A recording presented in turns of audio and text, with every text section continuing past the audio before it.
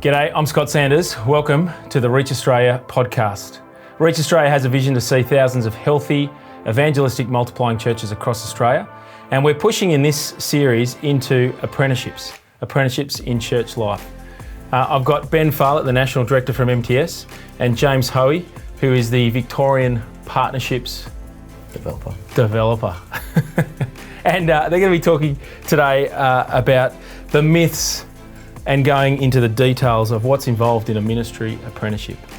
It's great to have you both on the podcast today. Thanks for having us on. Great to be here. Now, James, can you tell us about your MTS experience? So I did my MTS apprenticeship about 10 years ago now. I did it part-time. I was trying to see whether I could do bivocational. So I was working as a podiatrist and doing my apprenticeship at Grace Christian Community in Box Hill. Okay, we're gonna get different people on the podcast for MTS. People who've just done the vanilla, bland. You know, I went to university. I then went to work. Someone tapped me on the shoulder. I did a 2-year apprenticeship. I didn't think I was cut out for ministry. I got excited. I then went to Bible college. We're not vanilla. Yeah, you're not vanilla. It's, we've got satellites happening over here. Now you're saying there's, it's part-time. I've never heard of it. Well, I wish I did it the other way, and I think you wish you... I wish I did it full-time. Yeah, okay. Yeah. Well, look, these are good stories. So learn from our mistakes. But I'm not. The whole point is just to say, here's what it looks like. Simple. But what's helpful, I guess, is that no apprenticeship is the same. But what's critical is you've got an apprentice, you've got a trainer, and you've got a church that's willing to see and encourage multiplication and ministry development happen in church life. Yeah, and we want to win the world for Christ. Yep. Okay, I want to push into this episode into some of the myths. But first of all, I just want to ask you, what are some of the components of a good apprenticeship? Yeah, I think one of the things that you want is you want an apprentice who's already learnt leadership and they're learning to be the leader of leaders. And if they can spend a third of their time doing leadership in an area where they're reasonably strong in, learning to lead leaders in an area that's new to them, and then start something new, which all pastors have to do, that's a great one-third mix. So Andrew Copeman up at Hunter Bible Church, really good on the music, not that keen on the outreach stuff, and they just made him do the opposite. So yeah, he thrived in it. So really helpful to get pushed outside your comfort zone, but also to be in your comfort zone, to be able to develop and grow and learn things. And then that last aspect, actually starting something new. Yeah, how do you build a team? How do you set a vision? How do you have a why and get cracking on something? What about sort of down in the weeds? What are some of the good things you've seen in apprenticeships? I think a good thing in your apprenticeship to do is actually learn how to fail. Like, I think a lot of times in ministry we think we have to do things perfectly, we have to do things really well, but actually learning to fail and stuffing up and messing up in a really safe space is actually really important to understand, okay, under God is still in control. The trainer will help you with that, and my trainer, Tim Grant, helped me with that as I failed a few things and helped me continue to trust in God that actually, even as I continue to fail, is to sort of fall forward in a sense and make progress on that. So not go, I can't do that anymore, I'm going to do something else, but actually goes, I can't do that, but I know how to improve for next time. So did Tim intentionally set you up to fail on that one, or it was just a stretch goal in terms of what you were seeking to do? I would say it's a stretch goal. I hope he wasn't trying to set me up to fail. Okay, good. So what are the common aspects of a bad apprenticeship? So again, you've seen lots of apprenticeships. What does a bad apprenticeship look like? Yeah, I think it's a bad situation when a trainer offers to invest and grow someone and then they actually don't deliver on that, and that they perhaps might have a cheap labour kind of view about things, so that very unhelpful. It's something that would be really upsetting for the apprentice. So bad when you actually don't get that regular input. You talked in our first episode about the apprentice at your church who has 5, people inputting into various aspects of their growth and their development. Yeah, I think she would say that she's being invested in very deeply, and that's gratifying to us. And she's growing amazingly as a result. What about you? Thoughts on what makes up a bad apprenticeship experience? I think not being a chance to sort of go out and spread your wings a little bit and try new things. I think if you're very boxed in and caged in and just looking at your own little patch, I think something that I reflected on in my apprenticeship was I wish I got to know other apprentices in my time and sort of see and learn off them instead of just feeling like I was the only one in the rat race. But actually, there was other people running alongside me, actually learning from them. So I was pretty siloed in. That was sort of my own fault. So if I were to go back, I want to get connected with other apprentices, learn from them as well. Great. So being intentionally developed, if that's not happening, it's not going well, but also having that opportunity to meet up with other apprentices and have that network. Excellent. Now, what are some of the myths, the apprenticeship myths that we see out there? Yeah, I think one of them is I'll get a youth minister for a really cheap price. That's one of the myths. Yeah. So cheap labour, you talked Cheap about, labour, cheap yeah. labour as well. Yeah. It seemed like one of the myths is I actually don't need to spend any time training and developing this person. Yeah, that's right. I've got someone who's going to come along and maybe MTS is going to do all the work for me. Yeah. Or someone else in the church is going to do all the work for me in terms of training and developing this person. Yeah, one final myth, I think that idea of that cheap labour, but also just the idea of I don't really need to train them. I'll give them a ministry portfolio that I don't like and I'll let them run with it and I'll just touch base when I really need to, but not actually investing and coaching them and training them to be a leader of that ministry area. Yeah, when you're working in a team, you actually get an opportunity to see how good you are as a leader in terms of delegating and handing over a responsibility. Reach Australia, key framework piece is taking responsibility and giving responsibility, and it's one of the areas that I think we've got to grow lots in as church leaders across Australia. We've got to get better at that. And a ministry apprenticeship gives you the opportunity to learn how to grow and develop in those skills. Let me just throw you an objection. Not everyone who is currently in ministry has done an apprenticeship. Some would argue, I don't want to take 2 years away from doing ministry in the long term. I just want to get straight into it. What would you say to someone who says, I don't need to do an apprenticeship? Yeah, I mean, I almost encouraged a bloke to not do an apprenticeship because he was I just thought he was amazing. And but what ended up happening was he did his apprenticeship, and he didn't realise before he did it that 30 or 40 hours of people work a week absolutely drained his emotional fuel tank. So his marriage actually started to struggle during his apprenticeship, and we realised that 6 months in. So I think the apprenticeship actually allows you to live the life of a gospel worker, which not many people have lived. So I'm hesitant to say to anyone, don't do one, because there's nothing but benefits, I reckon. But also in the same breath, there's the reality of life. Like Jeff Lynn, who's an MTS network coordinator in South Australia, he wishes he'd done an apprenticeship, and he looks at people who did one, who he studied with, and he said, they were probably 4 years ahead of me when he got out of college, and it took him a while to catch up to them. We want to work with anyone, encourage people, but yeah, we're pretty keen on it. There's not a lot of downsides, but so are there any situations where you'd say, actually, no, it's best? Like I'm thinking of the half-time person who's hitting sort of 50, 55 and says, I want to get into gospel ministry. Would you say, oh, okay, maybe get to college and then serve the last sort of 20 years of your life? Yeah, I think a person in that situation, I might say to them, why don't you do a team member ministry apprenticeship where you're 50% hands-on, 50% theological study and train like that? Yeah. Okay, so there are some instances, but I'm hearing you say do an apprenticeship, get the opportunity to actually check things out. One of the stats I've heard is that those who have done an apprenticeship are more resilient in ministry. So long term they're better equipped to sort of stay in ministry for the long haul as well. Yeah, I mean you've lived a life. It's a tough one, isn't it? Resilience in ministry. It's I think doing an apprenticeship certainly helps that. Can I just chime in there? Because I think sometimes when we think about ministry is like, what do I do? Like I go to college, I get qualified, I get theological degree to become a pastor. But actually when we think about, for example, if that was a doctor and they've just gone to medical school and all of a sudden they're treating patients and you were their first patient, you wouldn't be that comfortable with them because they've never actually seen a live patient. They've never actually done case studies and that sort of stuff. So I think it's not just for your benefit, but it's also for your congregation or your campus group or whatever it is that you're taking care of after as well. To have that hands-on experience, to have someone coaching you, mentoring you through that, and then the theological study after that as well. Now, Ben, have you heard about the Reach Australia Development Program? Yeah, our church has done a consult. It was fantastic. So a consult is only a part of the Reach Australia Development Program. Yep.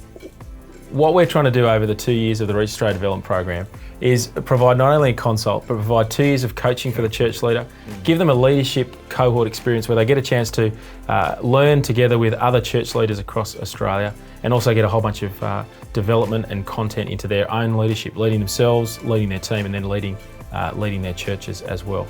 The Reach Australia Leadership Development Program, more than just a consult, a 2-year program to help you develop as a leader to see your church become healthy, evangelistic and multiplying. Check out the Reach Australia Leadership Development Program at reachaustralia.com.au. Well, I want to keep pushing into this. We want to recruit more gifted and godly people into our ministry. That's kind of the end game. We're going to need that, given we want to see the church in Australia grow. We want to see more people reach with the gospel. On the other hand, though, the process, through the process of a traineeship, it might become clear to someone that this is something that they ought not do. I'm just not cut out for this. Yeah. So the bloke you spoke about, before, who said 40 hours of people work, I just can't see myself doing this long term for the rest of my life. Yeah. How do you have that conversation? What does that conversation look like through the course of an apprenticeship? Yeah, we're really strong on a 6-monthly review where the apprentice sits down with the trainer, and we want the trainers to tell the apprentice, at this point in time, my suggestion for you, as I'm looking forward, is that it's either a green light, encourage you on to the next step, or orange or red. Now, it's really rare for a red, particularly because people are often in their mid-20s, so you don't want to be giving people a red light. There's plenty of maturing to do in life. But in that situation that I mentioned to you before, it was an orange light at 6 months. And so the reason you want to be giving lights 6, 12, 18, 24 is so someone's not thinking, I'm a green light, and then at 24 months there's an orange or a red. So it's quite possible someone could stop the apprenticeship a year in and go, hey, this is just not for me. We really encourage them to finish the 2 years because the first year is really hard. There's all this change, like everything changes. So you don't get to see much fruit of that. So we don't want them to make an assessment about them and the apprenticeship at the end of year 1, because year 2 you often see the fruit of the investment in people or the fruit of things begun. So really keen to finish the 2 years, but giving a 6-monthly marker. Now, James, you spoke about the richness of failing and having that opportunity to fail. Yeah. In some of those experiences, did you go, hey, ministry's just not for me. I want to go back into the funny thing doing people's feet. That's not that great either. But the funny thing for me was that at the end of my apprenticeship, I actually approached my trainer and said, I'm not cut out for this. Yeah. And it actually had a few conversations from that point on where he actually goes, no, I think you are. And he showed me, he goes, this is what we've seen you do. This is how people have been encouraged by your ministry. And that was helpful for me because my self-reflection wasn't that great. I thought, no, I can't do this. It's too hard. But he actually encouraged me to keep persevering, keep running that race. And I think that's the beauty about the apprenticeship. It's not just your head thinking about yourself, but you have someone who loves you and cares for you, who's encouraging you to serve Jesus. So we're getting to the end of the 2 years. We're in that final, conversation. How does a conversation go with someone where you're saying, actually, I think it's best that you go back to being a civil engineer? Yeah, I think because you've been having the traffic light conversation, it shouldn't be a shock. And I'd be having the grow conversation again. So, what are your goals moving forward? What are the realities of things now, opportunities, obstacles, and what's the next step? So, and saying to people that it's fantastic. You've been trained as a leader of leaders now in ministry. So you're ripe and ready to serve the church in absolute fullness. Do you want to be a person who's a tent maker who perhaps does 4 days a week civil engineering and 1 day a week working for the church, heading up the lay ministry training pipeline or things like that? So helping someone think through the next steps, helping someone hopefully come to that conclusion. I reckon it'd be harder if you actually felt, the personal sort of call to full-time ministry. What does it look like when, I disagree with my trainer and say, well, actually, no, I think I am cut out for ministry. This is something I've been wanting to do. Yeah. I think trainers need to, my counsel to trainers is to be very, very careful. And it's, we're providing advice as an older Christian brother or sister. It's not our job to say yay or nay. Our job is to provide our advice, and they're adults, and to allow them to make their choices. I think sometimes trainers may overstep the line, may think that they're the ones who are deciding yes or no, but I don't think that's appropriate. What do you? Yeah, I think there's checks and balances across the thing as well. I think just like there's the Geneva Push Church Assessment, you can totally ignore that, but it's unwise to do that, I think. I think it needs that wisdom and that humility from that apprentice to, if they've been said, maybe it's an orange light or a red light, to actually accept that and think and work on that And it might be a green light later, but it's actually to develop themselves as leaders. Good. As you think into apprenticeships, James, you've been heading sort of around Victoria, working with churches. Have you changed your mind on anything in terms of apprenticeships over the last few years? I'm more and more convinced that we need more apprentices because there's going to be more and more empty churches. There's already empty churches now, and there's new green fields and brown fields that we need just more churches at. So we need more gospel workers, harvest workers raised up for the gospel field. This is just in Melbourne. This is just in Melbourne. Yeah, this is just within a subset of small churches in Melbourne. I was at a conference recently and there was 5 churches represented without a pastor. So they're just looking for someone to preach every week, let alone training a pastor. So there's already a shortage of pastors now. We just need more ministry workers in that space as well. I think, I have with regard to timing, I think very differently about men and women. Yep. So like our sisters are often more mature younger. So if they do an apprenticeship straight after something like university, I encourage that. And if people around them are saying that's a good idea. But for men, they tend to mature a bit slower. And so I'm more emphatic now than I've ever been on men spending 2 to 3 years in the workforce before they do an apprenticeship and go on to college if they're going to pastor. For a number of reasons, if they're going to pastor a church, they need to know like what workplace evangelism's like because they've been in the workforce themselves. And also, blokes just generally don't know what they're going to do in life until they're about 25, 26. So I'm going to get in a lot of trouble for saying this, but I think it's really, really important that people are mature before they start the apprenticeship. They're not falling into it after university. Trades do muck things up about in a good way because if you do a trade, you become a worker, like a 21-year-old tradie compared to a 21-year-old university student. They're chalk and cheese because you're in the real workforce. But in our network, a lot of people are white-collar trained. So blokes go into the workforce. Yeah, so I'm hearing you say you wouldn't encourage people to do what you did, go straight from university and do an apprenticeship. Yeah, I went into the workforce afterwards. I spent 3 years as a civil engineer in real work, going flat knacker managing people. So if they have to muck up that order, I'm happier with that than just ditching the workforce. Great. Well, as we close out this episode, we've got a clip from Sam Chan talking about why he wish he had done a ministry apprenticeship. Let's listen to that.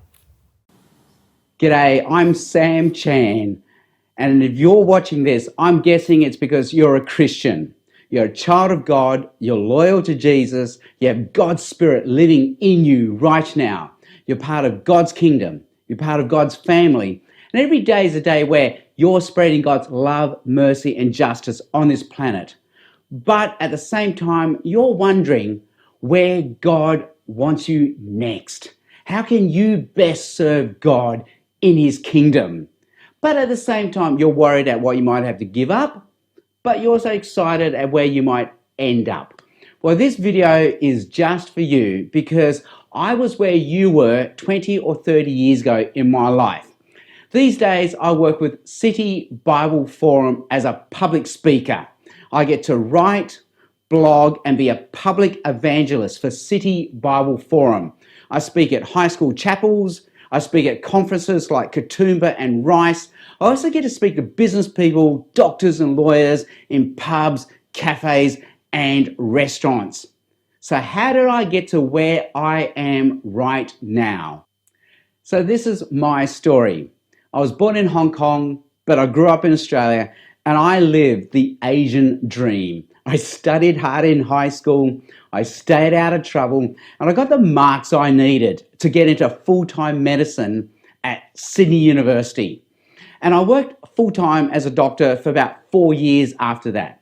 But then one thing led to another. Maybe there was some idolatry and perfectionism in my life, and I burnt out. And I found I had 1 year free between jobs as a doctor.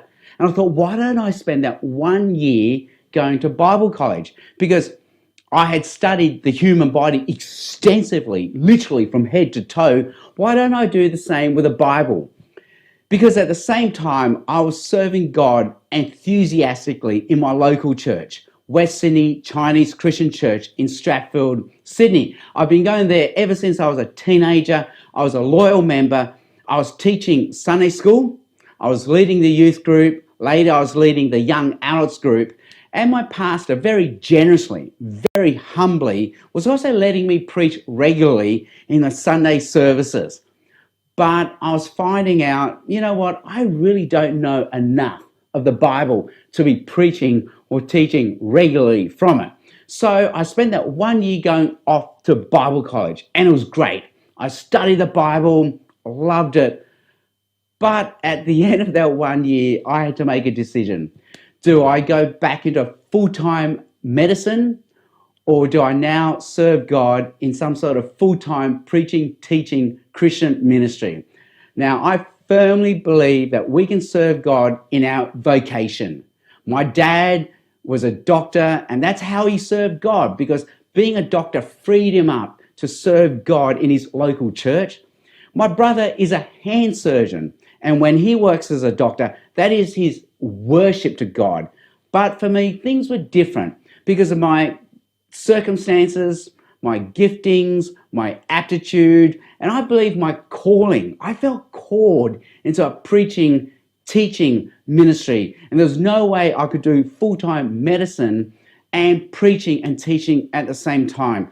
So I decided what to give up, and in the end, I gave up full-time medicine. And I still remember when I did that.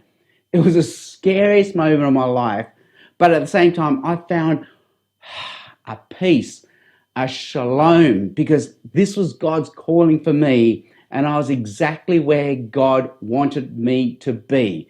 So these days, I'm bivocational. I work 1 or 2 days part-time as a doctor, and that frees me up to serve God as a full-time professional Christian preacher, teacher, and itinerant evangelist with City Bible Forum. But you know what? I didn't have MTS helping me in my time, and I'm sort of wishing I had MTS guiding me through this messy period of my life, because MTS would have given me a plan, an outline, and some sort of mentorship to guide me in this decision making. It would have let me just test the waters a little bit rather than go all in, all or nothing into Christian ministry. And I think just being part of an organization, a bigger story than just my own story, would have really helped.